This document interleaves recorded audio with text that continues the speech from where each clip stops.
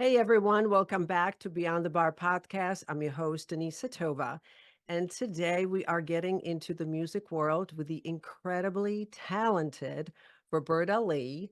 She is a country neo pop sensation whose debut album, Too Much of a Woman, I love that title, has been turning heads. And her journey has been so interesting and so inspiring. It involves successful Kickstarter campaign that was supported by stars like Brandi, Carlile, and Allison Russell.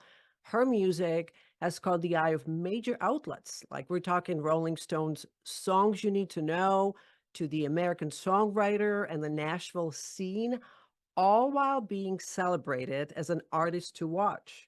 Now, her work with the Black Opry Review, which recently made its way into the Country Music Hall of Fame, her induction into CMT's Next Woman of Country class of 2023, and her membership with the Recording Academy speak volumes of her impact and influence in the music industry. Roberta, welcome to the show. Thank you so much for having me. I'm glad to be here. When we chatted briefly, I'm yet to get to know you even more. You shared with me it's such an unconventional journey to where you are today.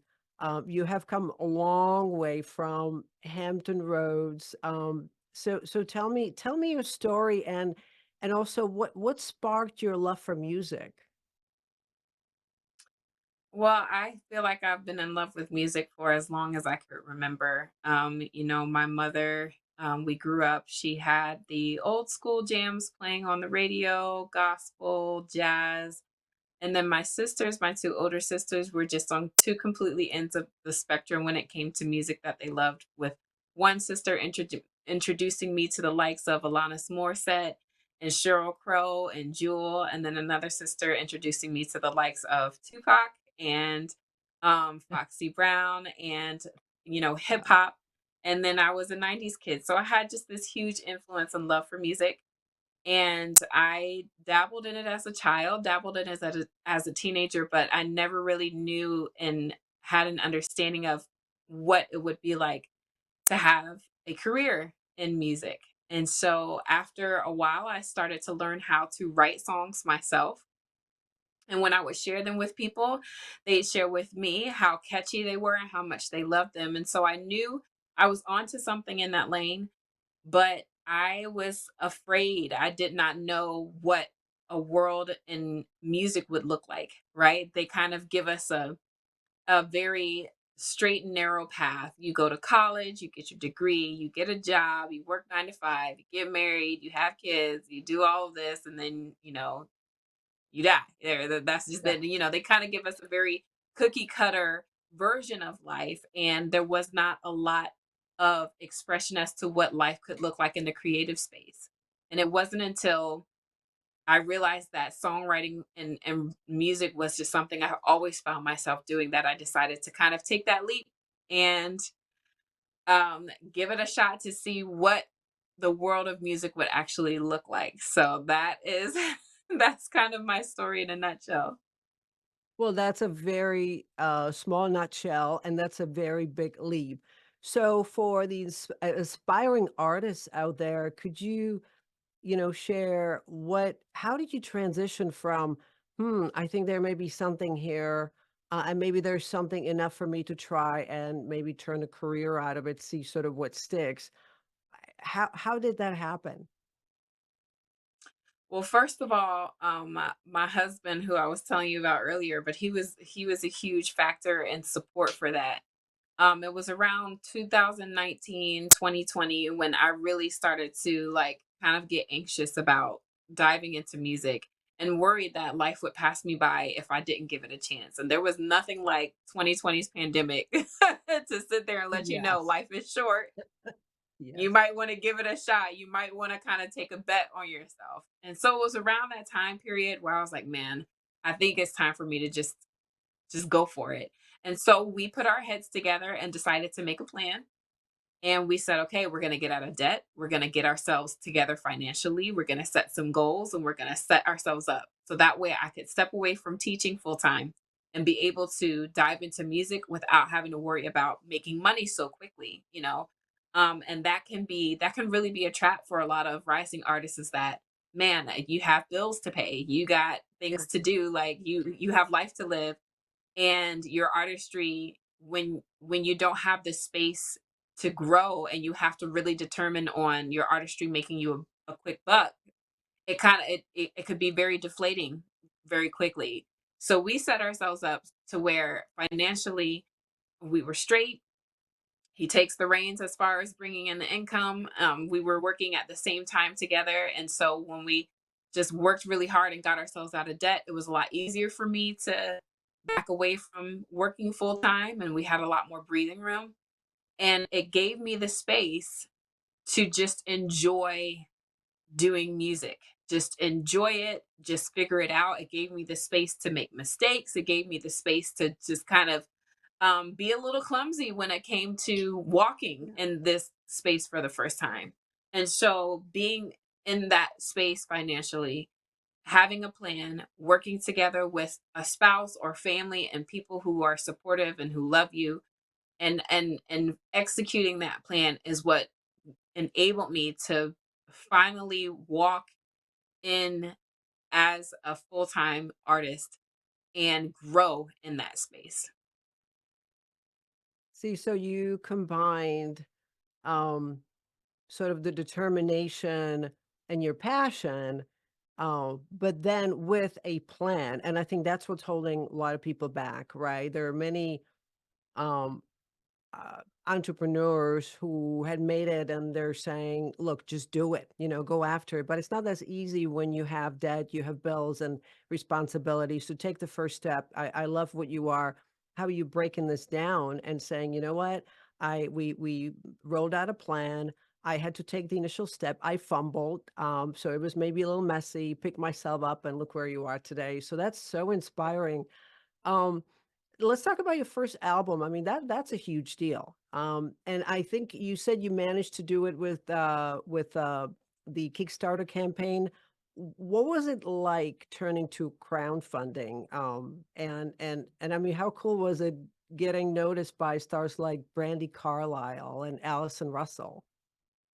Yeah, that was absolutely major. Well, first of all, crowdfunding is a very scary process Yeah, because we don't like asking people for money, right? We don't like um uh, having to ask for help, is what a lot of people struggle with when it yeah. comes to starting their business, starting in their whatever their space is. And so that's a very scary step to take, is telling the world, hey, I want to do this and I'm going to need your help. But what a lot of people don't understand is that there are so many people who want to help. A lot of Mm, people want to be a part of the beginning of your journey, of your business, of your songs, of your album, of whatever it is that people are creating out there. There are lots of people who want to be a part of that. And so to take the risk and say, okay, I'm going to do this Kickstarter, I'm going to ask for help. It was very scary, but people need to understand that a Kickstarter and a crowdfunding source is a very telltale sign as to whether or not you are doing things correctly. mm, And what I mean by that is that if people are willing to support you with their time and their money, then that means whatever it is you're creating is connecting. mm, And so taking a risk with a Kickstarter or with a crowdfunding lets you know, either yes, you're connecting with people, or no, you're not. Start from square one or reevaluate what you're doing. And so for me, when I did the Kickstarter and I saw that not only was my music connecting with my local family, but it was also connecting with national and international, right, communities, I was like, wow, I guess I am really really onto going something. into the, yeah, I Yeah, must be really onto yeah. something. And on top of that, having someone like Brandi Carlile, and Allison Russell to back it was extremely reassuring and extremely, I mean, I cried so hard because I love them. I I'm have just a fan of goosebumps. theirs. Oh my gosh. Yeah. Yeah, I'm just a fan of theirs, period. And so to know that they are a fan of my music as well, it was mind blowing.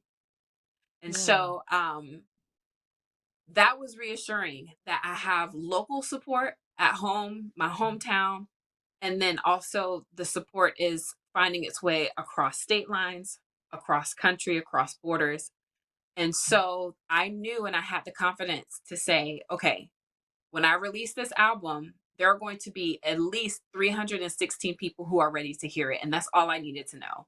Because so much as a music artist, we can create, we'll put our blood, sweat, and tears into music, into a project, and then we'll put it on streaming platforms, and that just gets lost in the abyss.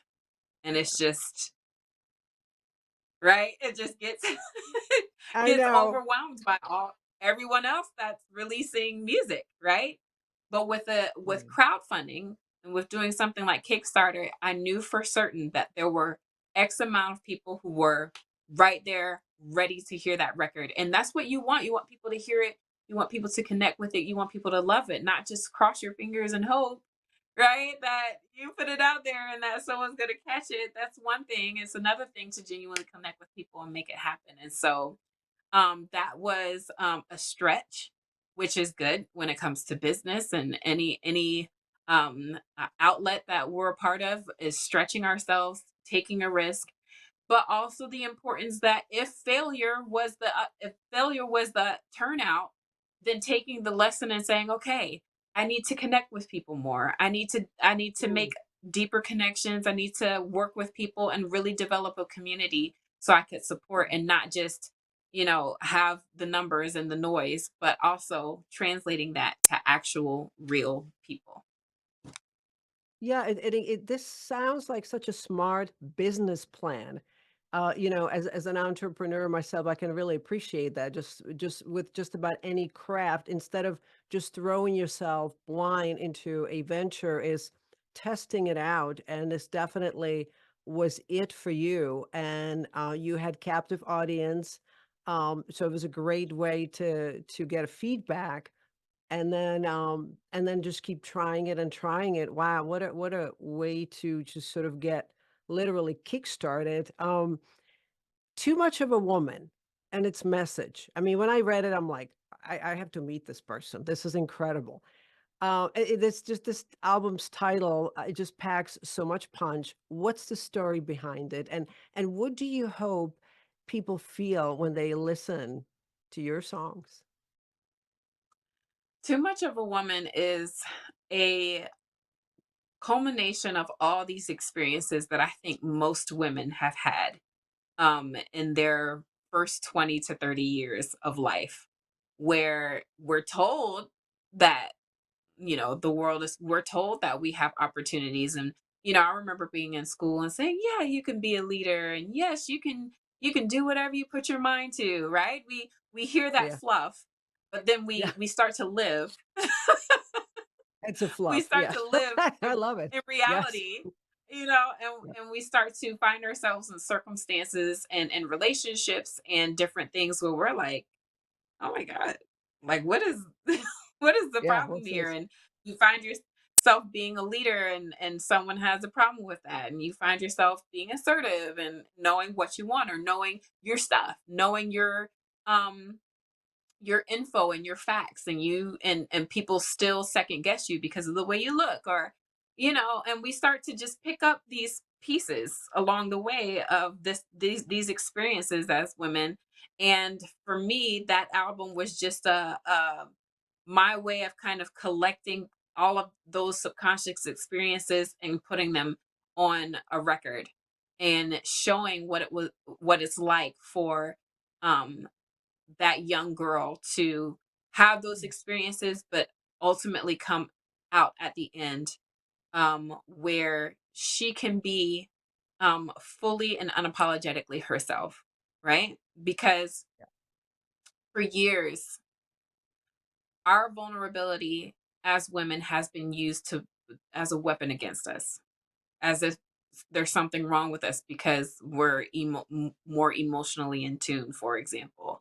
And even just the other day, still today in 2024, I saw someone tweet and a guy said, "Man, I really wish men would just step into their roles as protectors and providers and just let women lead because they're so much smarter than we are."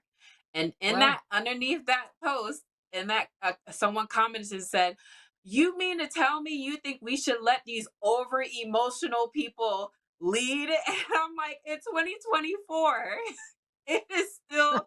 I'm like, "Please, crawl back into your come on, hole, the cave. man, come on, please." Like, Oh it my is goodness. so old, Yeah, so yeah. old. Like, let it go, I right? know. But here in Yeah, 2024, there are still people out there who automatically use our emotional intelligence to disqualify us, because there's two types, probably multiple types of intelligence.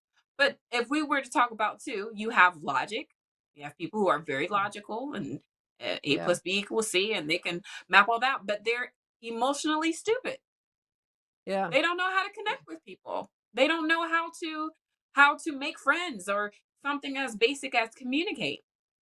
And then you have emotional intelligence, right? You have people who know yeah, how to read the room and understand what people need.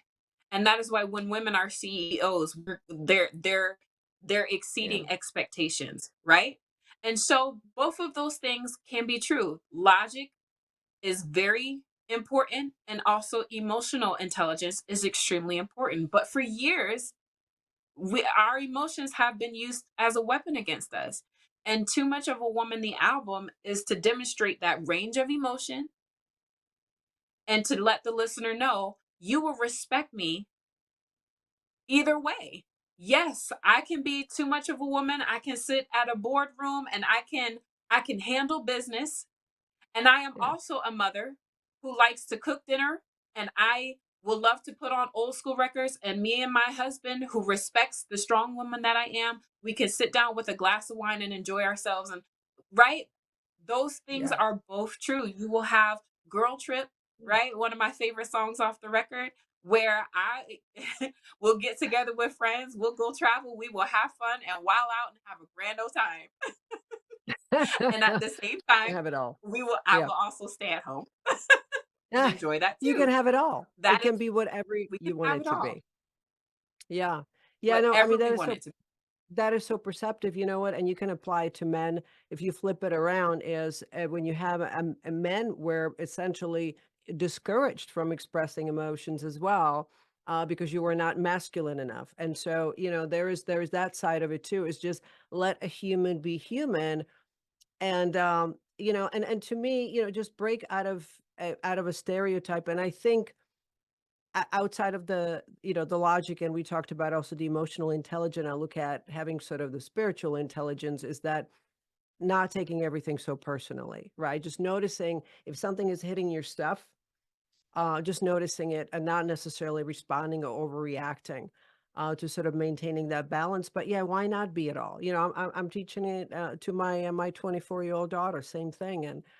And just be who you wanna be, you speak when you want to speak. Um, that is such a powerful message. That is amazing, and you found such a great platform, to empower, uh, men, women. It's just it's a movement. Making a difference with the Black Opry Review, I mean, that's huge. um, and then getting into the Country Music Hall of Fame. I mean, what does it mean to you to be part of these movements? How do you see yourself pushing for more diversity in music?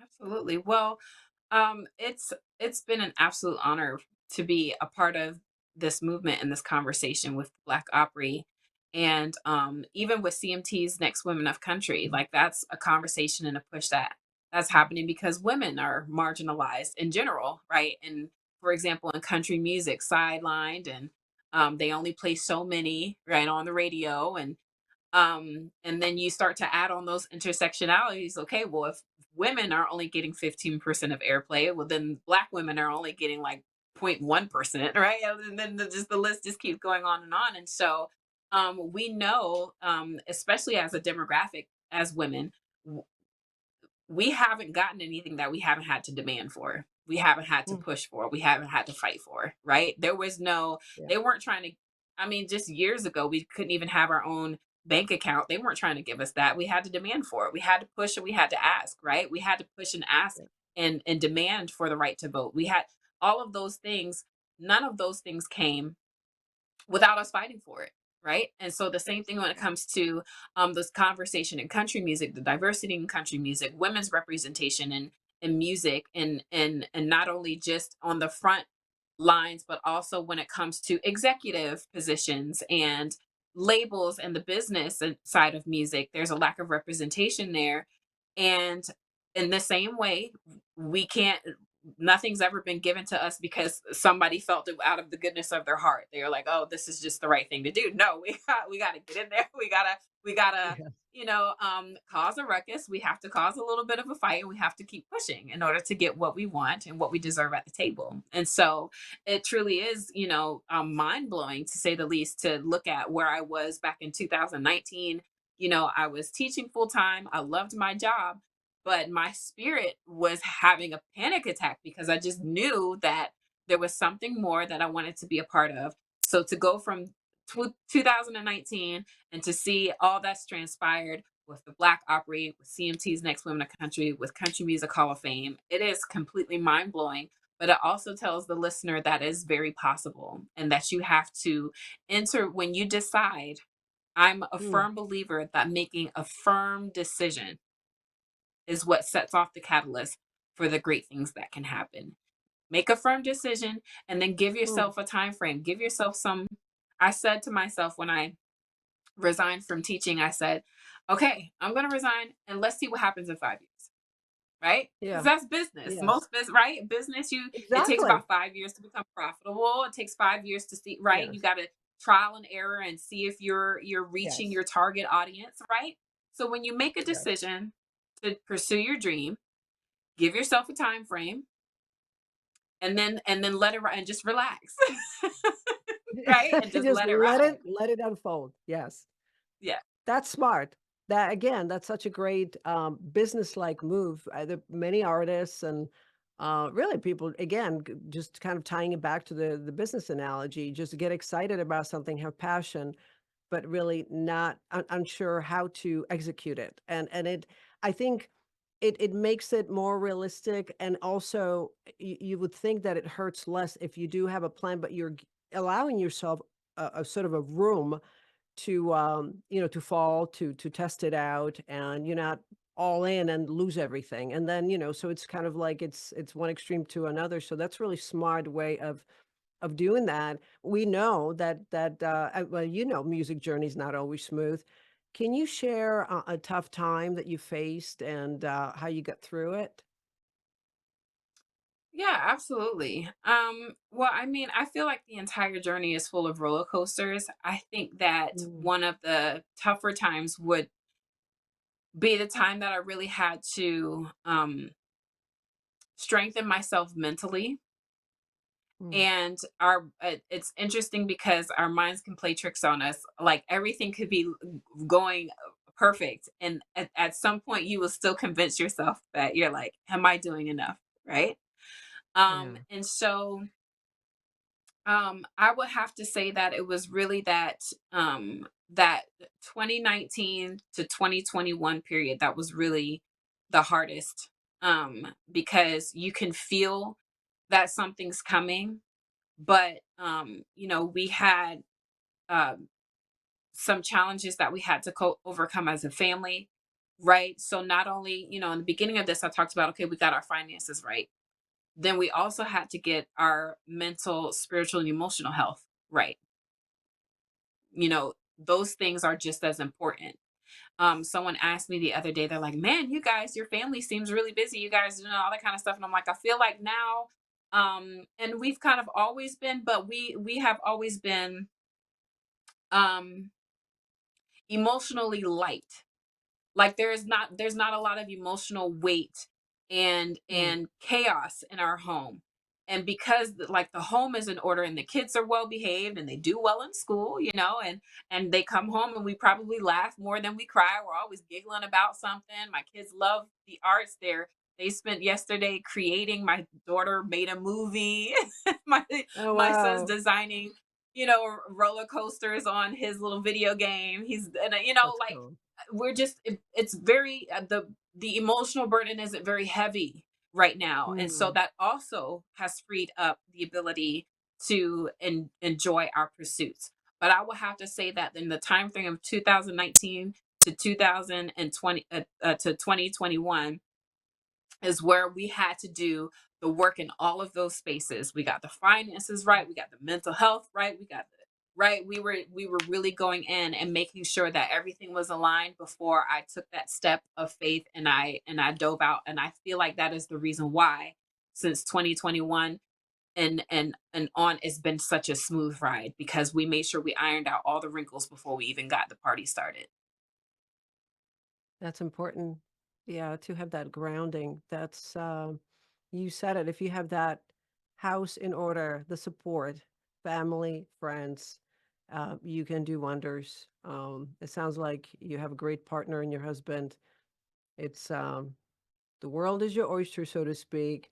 Well, I feel like this is not the last conversation because there's so much packed in here.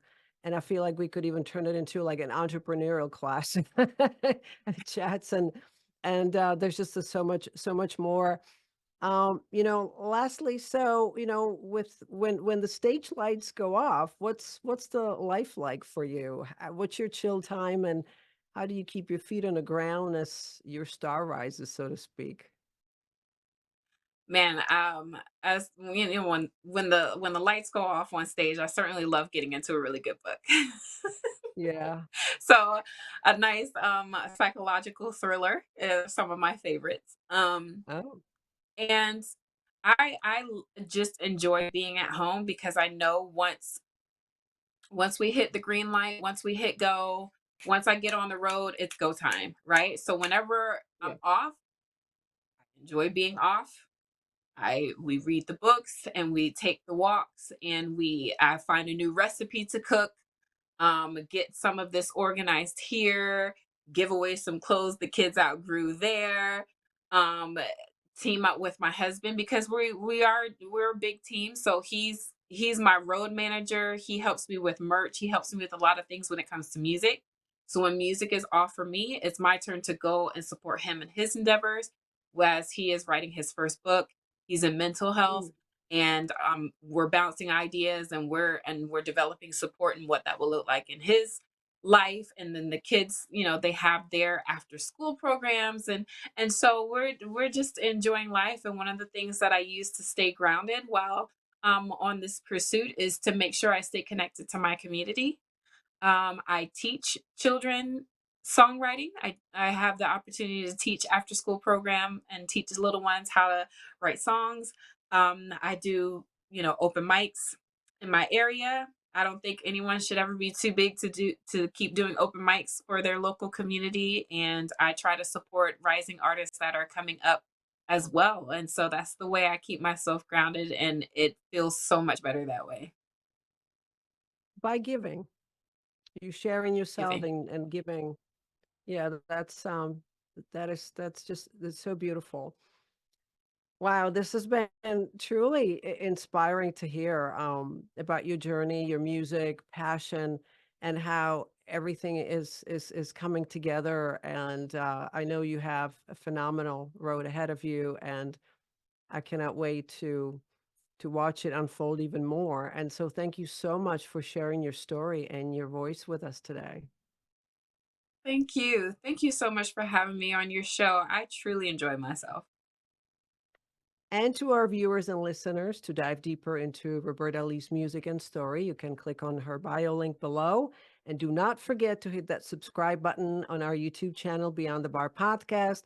Follow us on all social media channels. And until next time, keep exploring, keep dreaming, stay curious and inspired.